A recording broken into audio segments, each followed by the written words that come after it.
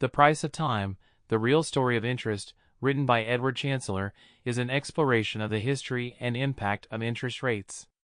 Chancellor shows that interest rates, which are the cost of borrowing money, have an enormous impact on the economy and our everyday lives.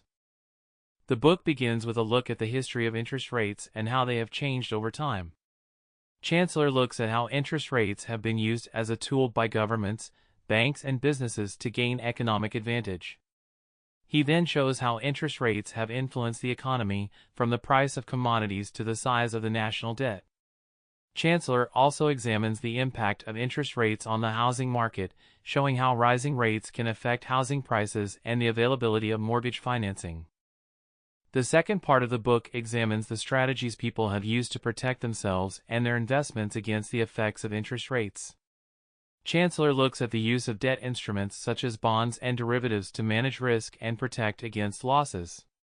He then looks at the role of banks as agents of financial intermediation and how they help to create and manage the flow of capital. The final part of the book looks at how interest rates are currently influencing the economy and how people can take action to protect their finances.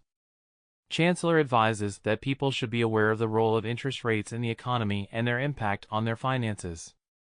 He suggests that people should have an emergency fund and invest in assets that may be less affected by changing interest rates. He also recommends that people consider using debt instruments to manage their risk and protect their investments.